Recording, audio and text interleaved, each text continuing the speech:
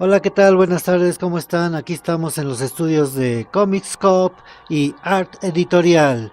Esta es la segunda ocasión que vamos a hablar sobre el tema del horror. Estamos en el mes del Día de Muertos, a finales de octubre empieza el ambiente de Halloween, empezamos a ir los mexicanos a los panteones, a visitar a nuestros difuntos, hacemos comida, nos hacemos nuestras calaveritas y toda la costumbre que tenemos de festejar estos días del horror. Aquí tenemos al invitado Alejandro Gómez que nos va a platicar del horror. ¿Qué tal, Alejandro? ¿Cómo estás? Platícanos, ¿qué nos vas a decir el día de hoy? Bueno, pues el día de hoy tenemos planeado hablar un poquito de lo que fue el cómic de horror español en los años 70. Y bueno, pues empecemos, ¿no? Empezamos a platicar de este tema de que, bueno, pues prácticamente dominó las estanterías a partir de desde los años 60, como el sello IMDe comenzó a traducir los cómics de la Warren, que venían gozando de éxito en los Estados Unidos desde el 63, ¿no? Primero en Dossier Negro y luego en otras revistas que debido a su popularidad cosecharon revistas de historietas y al cabo de unos años esos cómics, bueno, pues circularon editados por 8 sellos diferentes. Muy bien, Alejandro, pues por eso nos explicamos mucho cómo el origen de muchos dibujantes de este género del horror eh, incursionaron principalmente de este país, de España. ¿Por qué de España? ¿Por qué vinieron tantos dibujantes a los Estados Unidos, a la Warren, a hacer títulos, como tú lo has mencionado, en España al Dossier y en Europa y en Estados Unidos el Vampirella? ¿Por qué?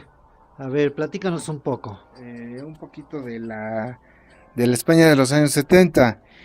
Esa época llamada la década de las flores tuvo éxito similar y similar colorido, pero de distinto desarrollo que en el resto del mundo.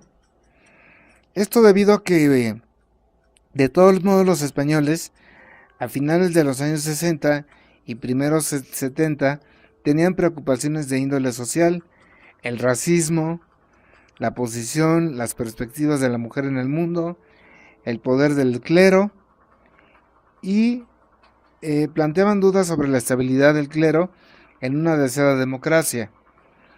Esto en el entorno social y por supuesto la libertad, porque en España faltaba la libertad. Y no olvidemos que el 24 de enero del 22 de marzo del 69, el país vivió un estado de excepción decretado por el gobierno con el fin de defender la paz y para prevenir otro mayo francés, como advertiría el diario de España. Entonces, la economía del país había alcanzado cotas insospechadas. 10 años antes, hubo una gran transformación del sector industrial y sobre todo drásticamente la población rural se redujo hasta la cuarta parte y en el recuento hecho a la mitad de los años 70 y bueno, con este incremento los urbanitas se tradujeron en el aumento de volumen del negocio, sobre todo para las empresas de electrodomésticos, en donde las editoriales y otras que servían bienes a este grupo consumidor hubo un escollo a partir del 73 en donde se detuvo este crecimiento. La producción generó un aumento de población parada y un grado de frustración entre los españoles, las luchas sindicales, estudiantiles y el descontento en general. Se tradujo este mensaje más intensificado en la prensa de izquierdistas y en la satírica, pero apenas en los cómics, salvo mediante analogías o parábolas. Muy bien, pues qué interesante que cómo influye la vida política de un país en las manifestaciones del arte. En este caso, pues vamos a hablar de lo que es la historieta en el género de horror, pues así como alusión a los días festivos de 1 de noviembre y 2 de noviembre. Aquí en México es el primero, el día de los difuntos, y el otro me parece que es el día de los difuntos inocentes, ¿verdad? Entonces, síguenos contando, qué interesante que el franquismo Ujú. intervino mucho en ese oscurantismo social, Claro, y una vez que se acaba el franquismo se desprenden una serie de publicaciones ya más libres, entrando en este género tan mitificado.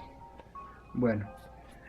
En los años 60, lo que sí debemos tener en cuenta es que había un nuevo interés por lo joven, lo cual había resultado evidente hasta esas fechas, no tanto por los ecos del mayo del 68, como por el hecho de que eran parte de la sociedad urbana en formación, sino que los jóvenes tenían razón en sus elecciones y decisiones y tenían mayor capacidad de decisión y de opinión.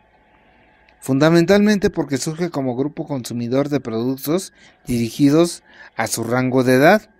Y eso, bueno, obviamente exige mayor contraste y cruce de datos, por lo que es innegable de que sigan existiendo consumidores de cómics dirigidos a la infancia, que son adquiridos por sus progenitores, y que ahora medra el número de consumidores de revistas para adultos que compraban también los jóvenes. Y cómics con con esta característica, pues no dejan de aparecer durante toda la primera mitad de los años 70, entre ellos los de horror. Este público, lector de consonancia con el incremento del grado de alfabetización de los españoles durante los primeros años 70, sobre todo a partir de la legislación sobre la escolarización obligatoria. Este porcentaje de analfabetos seguía siendo alto, pero no ayudó a la proliferación de publicaciones impresas.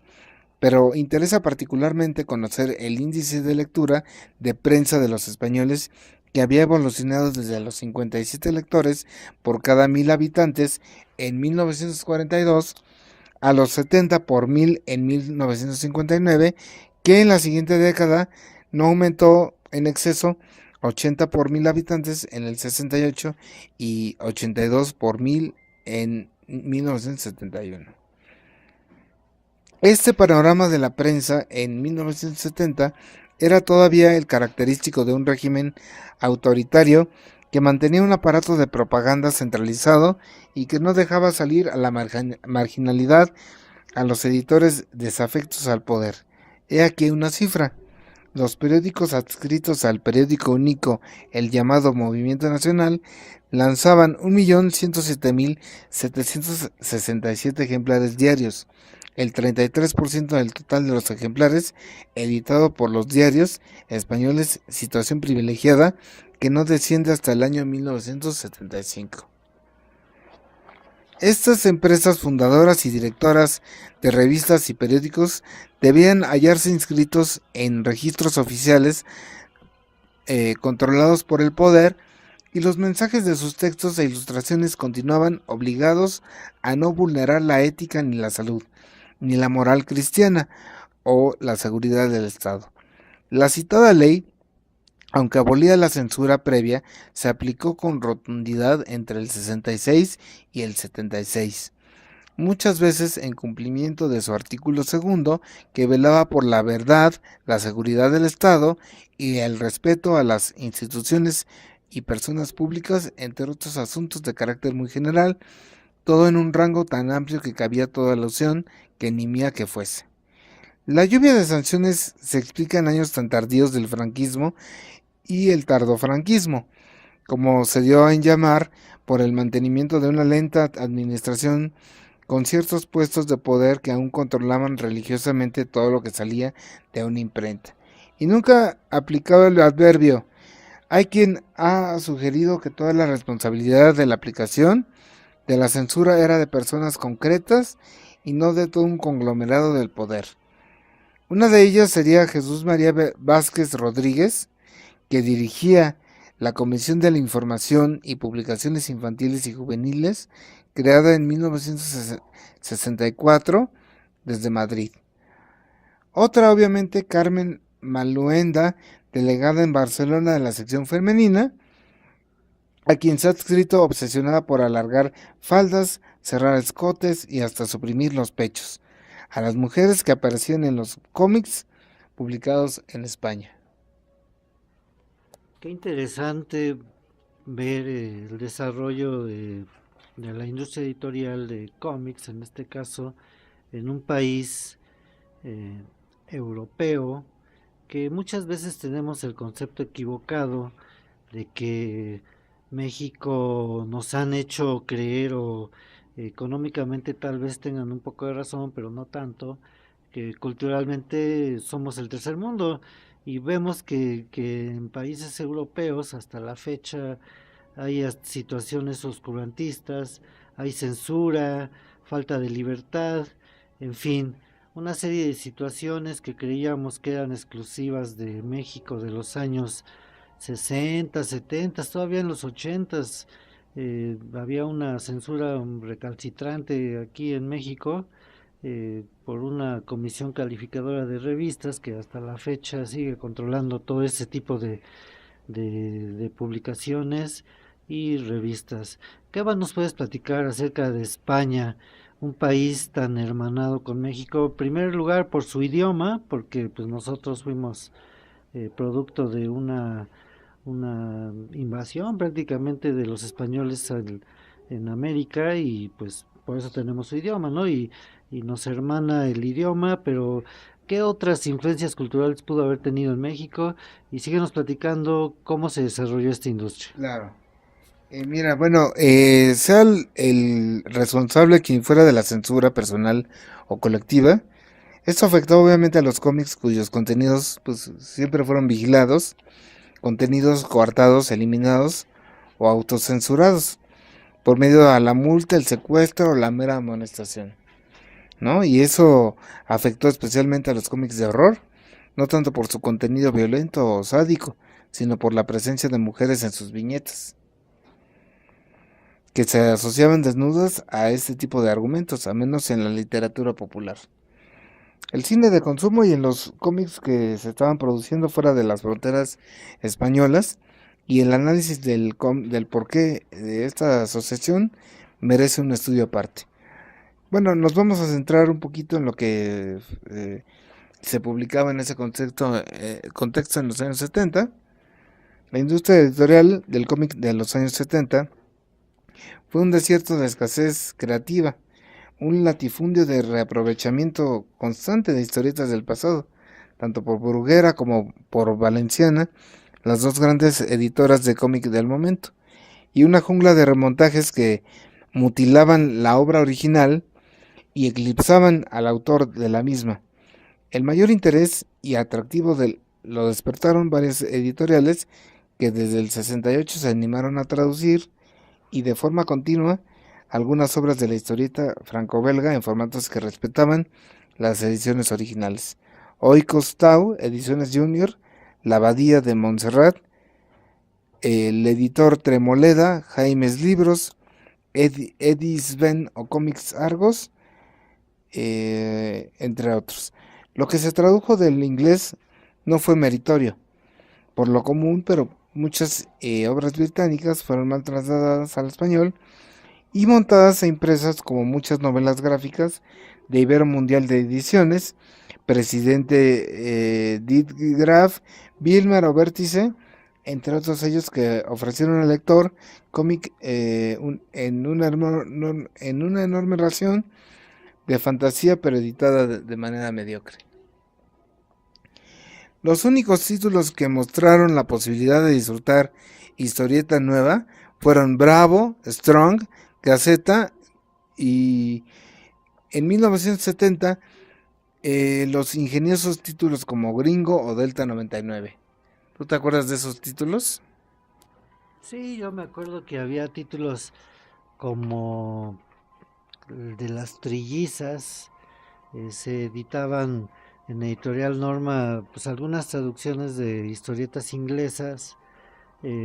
Aquí estamos viendo una que era terrorífico, pánico, había traducciones de El Diabolic de Italia, que era una mujer la autora de ese cómic que hasta la fecha se sigue publicando. Y pues como es parte de la cultura el género del horror dentro de la industria de primero del cómic, y de ahí muchas veces se da el salto al cine y a la televisión. Entonces síguenos contando estas publicaciones. Uh, ya hicimos un programa de lo que fue la historieta de horror en México, y próximamente haremos un programa ya más detallado de lo que pasó en, en lo que es la historieta y la historia de la censura, que influyó mucho en el desarrollo de los cómics, como me platicaba un dibujante amigo mío, François Buc y Marc Cantó, que ahora son los directores del Festival de Cómic de Amiens. Ellos me platicaban que cuando eran jóvenes, en los años 60, 70, estaba muy vituperado, muy prohibido el cómic todavía. Eh, Parece increíble, pero los jóvenes tenían que andar escondiendo abajo del brazo su cómic para que no lo viera su papá, porque se espantaban mucho de los temas de horror, que muchas veces se relacionaban un poco con la sexualidad, el erotismo y el pánico.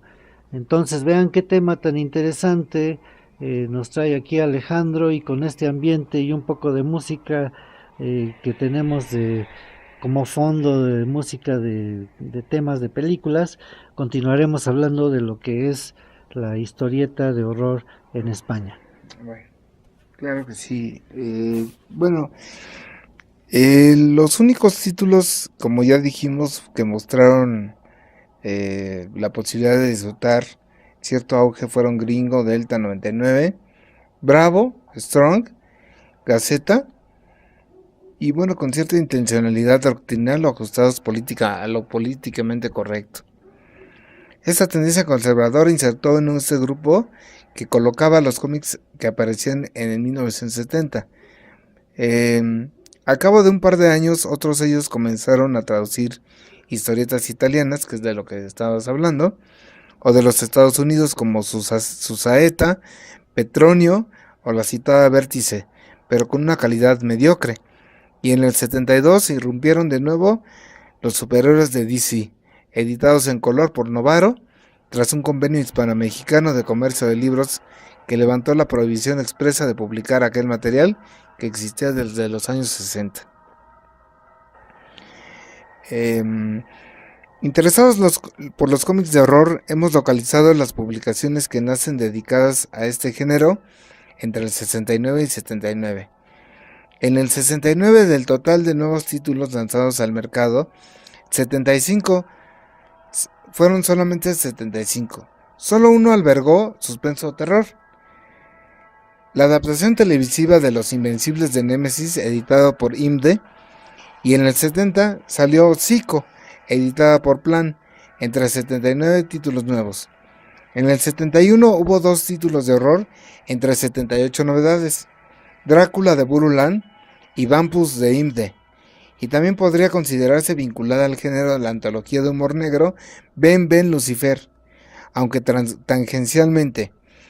En el 72 hubo 8 títulos de horror entre 81 novedades, y no estrictamente novedades, porque Drácula de Burulan pues ya tenía una reedición, Espectros y Phantom de Vértice, Pánico Extra, Pánico de Vilmar, que fue también lanzada el mismo año, pero con formato de novela gráfica, y el Terror Gráfico y Substance de Ursus, que el segundo no fue estrictamente de horror, pero en el 73 10 títulos de horror entre 111 novedades aparecidas, por ejemplo Doctor Dínamo de Royan, Escalofrío, Hombre Lobo y el nuevo Max Audaz de Vértice, Escorpión de Vilmar, Horror de Producciones Editoriales, Rufus de IMDe, Zombie de Petronio, Los Temerarios, serie de terror de Euredit, y el libro ontológico Shock de Joseph Tutain, su primer cómic editado bajo este sello. Desde el 74 se experimenta cierto declive: 6 de 103, El Hombre Lobo y Phantom de Vértice, y su versión de novela gráfica de Ursus, Vampirella de Garbo, No se contemplan Drácula de Boruland porque no fue de horror, ni el Fastman de Vértice, pues no llegó a comercializarse. Y en el 75 hallamos 4 cómics de horror nuevos, entre cientos de otras novedades y con otros matices. Órate de Bruguera, Horus de Producciones Editoriales, SOS de Dival y la revista gráfica con historietas encartadas de famosos monsters del cine de Garbo. En el 76 nos brindó nuevos títulos de horror entre 113 novedades del año, pero aquí una reedición Bravo, Inspector Dan de Bruguera y el resto fueron productos eróticos traducidos del italiano por El Viveria, Delirium, La Gangrena Verde, Horrenda Depravación, La Muñeca Diabólica, Ultratumba, Sara la Vampira, Lucifera y el también erótico del sello unipersonal Mark Ben Wallenstein. Varias de las nuevas colecciones aparecidas en 1977 contuvieron historietas de terror, como 3, 14, 17 cómics o los libros El extraordinario mundo de Richard Corben y Vampirella Especial, que lanzó Tutain, pero revistas con historietas solo hubo 2, Tarot de Andina y Horror de ediciones actuales. Y esto entre un total de 147 nuevos títulos. Y bueno, eso hay que resaltar que en 1978, año con 138 novedades, en el mercado de los cómics solamente un par contuvieron horror: Pánico de Vilmar y construido a veces con pedazos con otros cómics. 1984 de Totain, que era más bien una revista de ciencia ficción, aunque muy tintada por el horror en sus argumentos. Y bueno, para concluir, en el 79 llegó una nueva cabecera dedicada específica y claramente al horror, Creepy de Totain. Así es, esto ahora que escucho lo que nos estás comentando, lo relaciono mucho con algo que decía Donelli, uno de los editores más famosos de Italia en los años 70. Él comentaba en Lucca, en el Festival de Lucca, que el fenómeno que se dio en Europa, que a raíz de la importación de historietas norteamericanas de baja calidad, que primero tenían éxito en el underground y después se iban al mercado grande del público mayoritario, fueron prohibidas en Europa en los años 70 y de ahí nace el gran boom de la industria del band de cine en Francia y el fumetti en Italia, que iba enfocado principalmente con personajes dirigidos hacia niños. Fue un resultado de todo este historial de historieta para adultos, cómic, banda de cine en Francia, fumetti en Italia, y cómo se va separando la industria norteamericana de la europea. Y en los 60, 70 en Europa se desarrolla una industria totalmente diferente, con muchos personajes ya para, como en España, el Benito Sansón, el Super López, en, en Francia con los personajes de donde salen los Strumps, que son los famosísimos pitufos. También se vendía mucho en Italia el mismísimo Asterix. Bueno, pues es toda una historia de lo que es el desarrollo de la industria, tanto del el entretenimiento para adultos, y como de la prohibición de estos temas tan mitificados y tan prohibidos, se desprende una industria infantil. ¿Qué más nos puedes platicar acerca de lo que es el tema central de esta entrevista contigo, Alejandro, que es especialista en el horror? ¿Qué más nos platicas de qué más sucedió en esta industria en Europa? Claro que sí. Mira, aquí es interesante saber que la primera gráfica deja de entrever la presencia del horror entre los cómics españoles lanzados durante la década testimonial.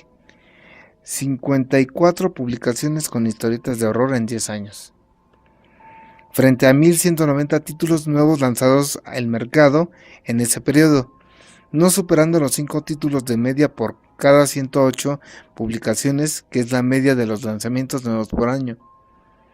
La gráfica porcentual indica claramente el periodo en el que los editores observaron mayor interés por ese género, 1972 y 1973. Hay que matizar el porcentaje de 1976 por cuanto casi todos los títulos eran eróticos antes que de horror, y por lo tanto ese año no debería considerarse un repunte en la gráfica de la evolución del género en la década, sino como una excepción, puesto que la presencia del género en otras revistas también se dio este año y en siguientes. Esta curva de datos alcanza su seno más alto entre el 71 y el 75, en gran medida debido a publicaciones de Ibero Mundial de ediciones fundamentalmente las tituladas Dossier Negro, Vampus, Rufus y Vampirella. El sello IMDE fue uno de los primeros que se arriesgó a publicar horror en España, ya que desde el 68 con Dossier Negro y su apuesta por la traducción de historietas de Warren en los años 70, primero con Dossier Negro, luego en Vampus, Matarratos y Rufus, obtuvo buenos resultados. ¿No? También estuvo Dossier Negro cuando lo editaba Arman. Y bueno, él alguna vez llegó a comentar: siempre que necesites dinero para salir de un apuro, dibuja lo que quieras para el póster central de mis revistas. Lo traes y te pagaré el contado, a la hora que sea. Él de Arman decía esto. Y bueno, pues eso estuvo muy bien, ya que no pagaba mucho por aquellos pósters, pero era estupendo dibujar un monstruo a media tarde o a medianoche, cobrar a las 8 de la noche e ir directamente a cenar a un buen restaurante con varios amigos y pagar la cuenta. A mediados de los años 70, en plena transición, Arman se asoció con la editorial Garbo, donde se ocupó de la producción de un montón de revistas, como por ejemplo Muchas Gracias, Matarratos, Solomoto, etc. El 50% del contenido de estas revistas eran fotos de muchachas desnudas que suministraba Rafael Martínez como agente. A mediados de los años 70, la crisis arreciaba algunos pequeños sellos editores que fueron absorbidos por empresas mayores al no poder sostener el negocio que por sí mismos habían creado. Así ocurrió con Arman. Garbo adquirió las revistas de Ibero y poco después las de Ponche Ediciones, como Por Favor, que consiguieron trabajar como coordinadores de algunas de esas cabeceras preparadas para la prensa diaria, semanal y mensual. Y estas tuvieron una curva aleatoria paulatinamente en los 2 años siguientes, y en esa oleada de crisis afectó a todos los editores de revistas que de esa época, en los nuevos lanzamientos de horror, por ejemplo en el 72 o 63, de producciones editoriales de un sello derivado de Toray llamado Ursus, que es un sello unipersonal que duró demasiado en el kiosco, salvo que lo sobrepusieran gracias a las reediciones constantes en función del pago miserable que le daban a los autores. Así es, aquí encontramos algunas similitudes. Yo trabajé en Novedades Editores aquí en México en los años 80, ya un poco más adelante, pero aún se acostumbraba mucho esa cuestión de que podías entregar un número de páginas, incluso si que semanalmente, pero si tú querías cobrar algún dinero diario, podías ir diario y te hacían tu recibo y cobrabas diario. Y te ibas a un restaurante y al otro día regresabas y era una desorganización total. Parecía un mundo surrealista que te ibas a tu casa, dibujabas y el otro día lo entregabas y cobrabas. Son sistemas editoriales antiguos que añoramos porque ahora ya no existen editoriales de ese tipo. Ahora casi la mayoría de editoriales son editoriales independientes, o tú haces tu propia revista, o son editoriales chicas que difícilmente te pagan para darte un recibo, pues te lo hacen muy complicada. y ya no es como antes, ¿no? Esa era una época dorada para los dibujantes porque había demasiadas empresas y, y pues ha habido muchos cambios. Eh, ¿Qué más nos vas a platicar? Ya vamos ya encarrerados en este programa, eh, ya para hacer algunas conclusiones del desarrollo de este género, que es uno de los más socorridos en el entretenimiento para adultos. Como comentaba al principio Alejandro, cuando se van industrializando las sociedades, eh, la población se va desplazando a las ciudades y tienen más tiempo libre para distraerse, consumir libros, ya aparece la televisión, el cine, ahora los medios electrónicos, y el ser humano pues siempre tiene la necesidad de distraerse, de no solo los niños sino los adultos también buscamos una manera de entretenimiento en un mundo globalizado con una vorágine social llena de conflictos, y por eso buscamos tanto el entretenimiento. Continuamos con Alejandro.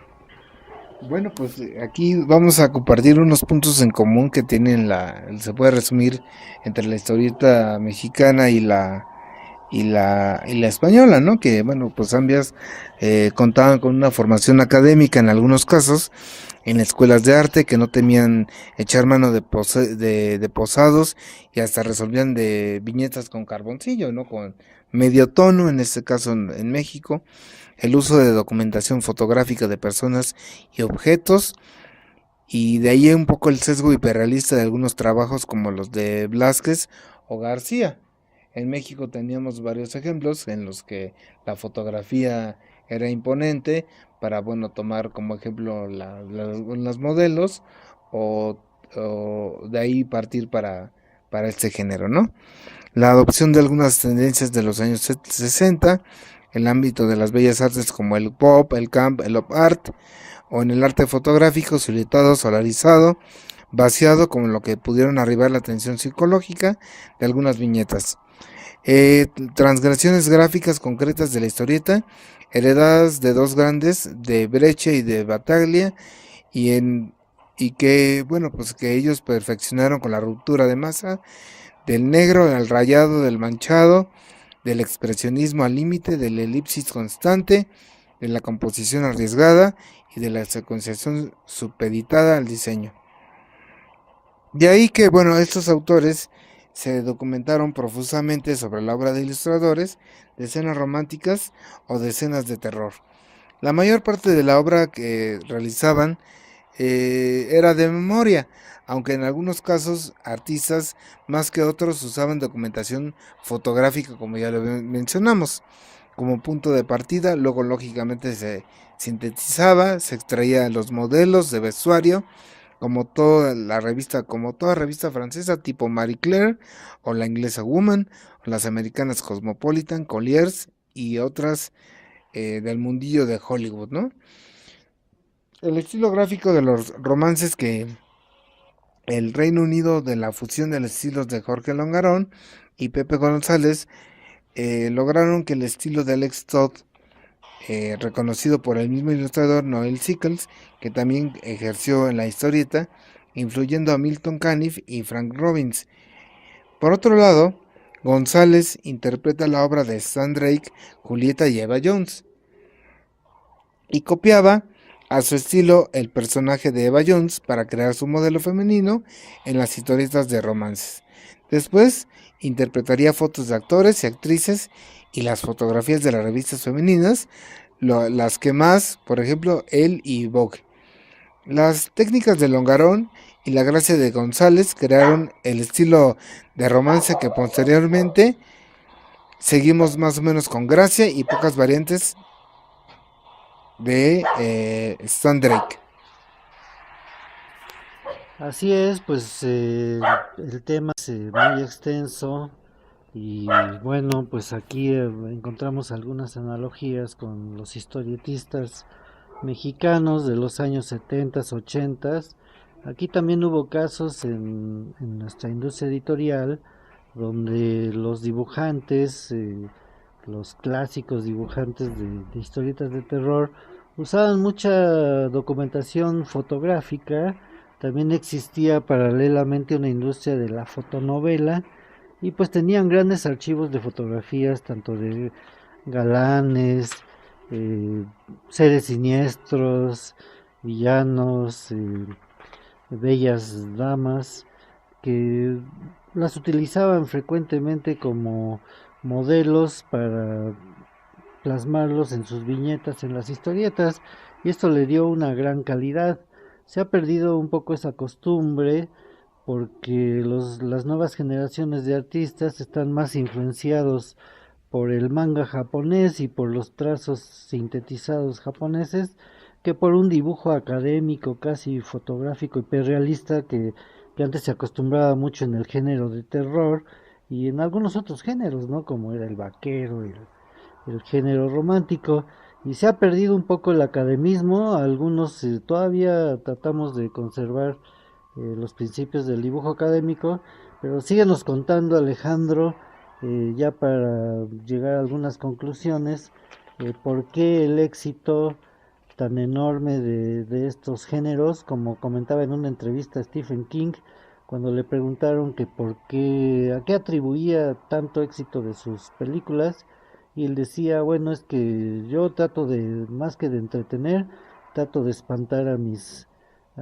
fans y los trato de poner en el filo de la silla todos los 90 minutos que dura mi película. Pero bueno, continuamos con la historia de la historieta de horror en España.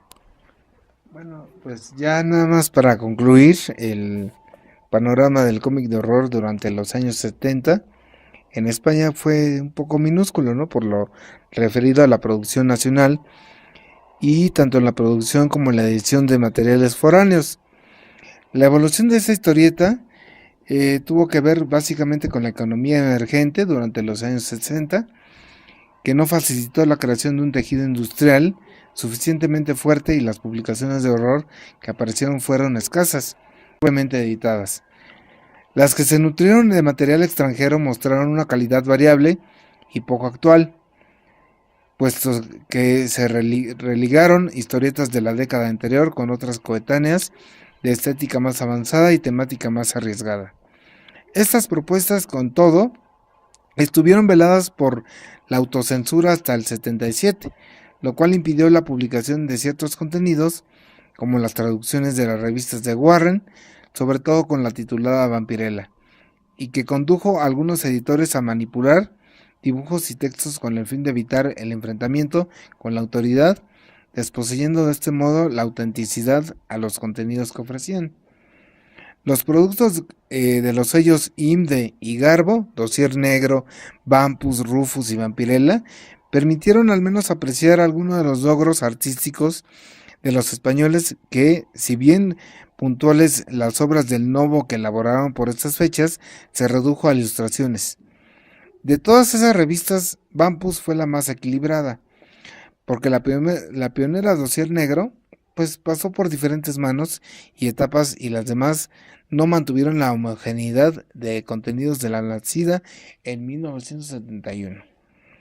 La oferta de horror en publicaciones de la competencia Plan, Vilmar, Ursus, Petronio, Bruguera, Vértice se distanciaron bien artísticamente y puesto que ofrecían historietas de calidad menor, elaboradas por autores más jóvenes y menos experimentados, bien porque las historietas trataron sobre temas ya muy trillados y además estas publicaciones que aparecieron al calor de los éxitos de Arman fueron en muchos casos imitaciones con Maroto como reclamo en muchas de ellas y con algunos autores emulando estilos y técnicas de los dibujantes de la llamada Spanish Invasion.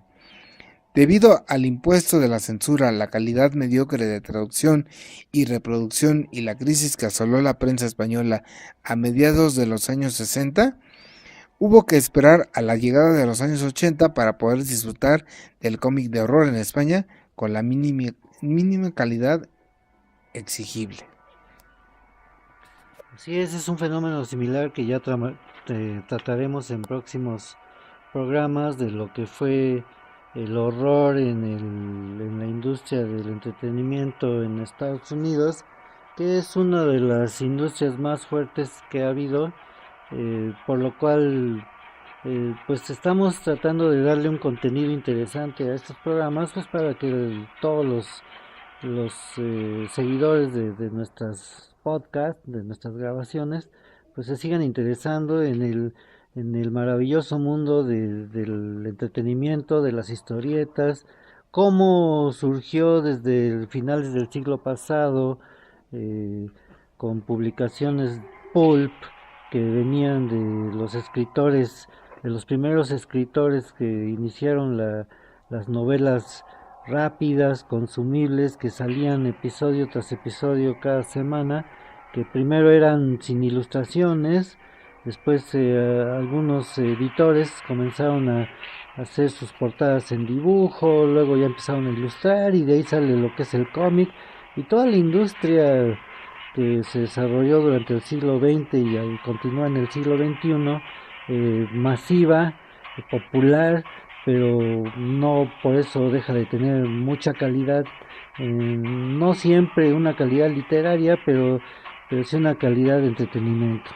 Entonces, pues parece que por hoy estamos terminando este tema. Si tienes alguna cuestión para concluir, pues yo ya empiezo aquí a medio despedirme. Bueno, pasamos con Alejandro. Pues ya nada más para finalizar el próximo programa de nuestras emisiones dedicadas al cómic de horror será dedicada al cómic estadounidense y su influencia en la literatura, cómo la influencia de la literatura pulp tuvo que ver con la invasión del cómic norteamericano para generar ese cómic de terror. Y bueno, pues posteriormente hablaremos también del cómic brasileño, de los cuadrinos de terror y del manga de horror también. Y por qué, bueno, una reflexión al finalizar de esta serie de programas de los cómics de horror en la actualidad. Pues bien, eso ha sido todo. Si nos despedimos de este programa, estén pendientes del siguiente porque también estará igual lleno de referencias y de mucha calidad. Muchas gracias por escucharnos y hasta la próxima.